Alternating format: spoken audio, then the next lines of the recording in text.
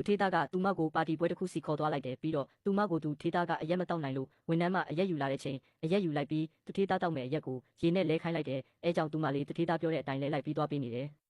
အဲ့ချိန်မှာလူတယောက်ကတထေးသားကိုသူ့ရဲ့အရက်နဲ့လာတိုက်၍သူမကတထေးသားအစားရက်တောက်ပေးလိုက်တယ်ဒါပေမဲ့သူမလေးတစ်ခွက်တောက်နှစ်ခွက်မူဖြစ်၍ချက်ချင်းပဲမူးလဲသွားတယ်အဲကြောင့်တထေးသားကသူမကိုဟိုတီခန်း၍တွားပို့တဲ့ချိန်သူမကအယမ်းမူးသွား၍တထေးသားကိုဆွဲနှမ်းလိုက်တယ်ပြီးတော့တထေးသားပြန်သွားမလို့လှုပ်၍တထေးသားကိုမပြန်ပါနဲ့တားရဲ့ဖေဖေဆိုပြီးဖက်လိုက်တော့တထေးသားကသူမကိုလူမားနေတယ်ဆိုပြီးအိတ်ခိုင်းလိုက်၍ပြန်သွားလိုက်တယ်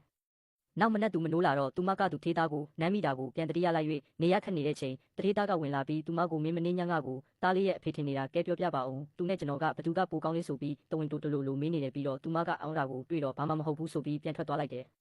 သူမကတော့သူထေးသားကသူ့ကိုတဝင်းတိုနေတယ်လို့ဖြစ်၍ငါ့ကိုချစ်လို့တဝင်းတိုနေတာများလားဆိုပြီးတွင်းလွန်နေတယ်ပြီးတော့သူထေးသားရဲ့အဖေကတော့သူမကလွန်ခဲ့တဲ့6နှစ်တုန်းကတထေးသားနဲ့မားခဲ့ဘူးတဲ့မိန်းမဆိုတာစုံစမ်းသိရှိရပြီးသားလေးကတထေးသားကလေးဟုတ်နေတယ်ဆိုတာသိရလိုက်၍အယံပျော်ပြီးသူမကိုသွားတွေ့ဖို့ထွက်သွားလိုက်တယ်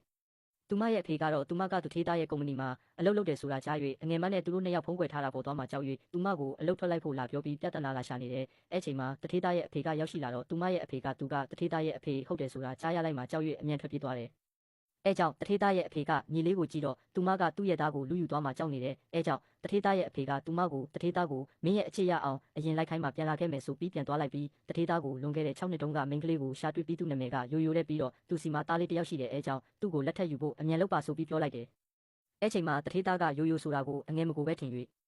လက်မထက်ချင်ဘူးဆိုပြီးညှင်းလိုက်တဲ့အဲကြောင့်တထေးသားရဲ့အဖေကတထေးသားရဲ့နာမည်သုံးပြီးသူမကိုလက်ဆောင်ပို့လိုက်၍သူမကသူထေးသားကိုပြန်သွားပေးနေတယ်အဲချိန်မှာတထေးသားကသူပေးတာမဟုတ်ဘူးဆိုပြီးပြောတော့သူမကသူကပဲအထင်လွဲသွားတာလားဆိုပြီးရှက်ရှက်နဲ့ပြန်ထွက်သွားလိုက်တယ်အဲချိန်မှာဝန်ထမ်းတစ်ယောက်ကသူမကိုတထေးသားကိုကော်ဖီသွားပို့ခိုင်း၍သူမကသူပို့ပေးမလို့လုပ်တဲ့ချိန်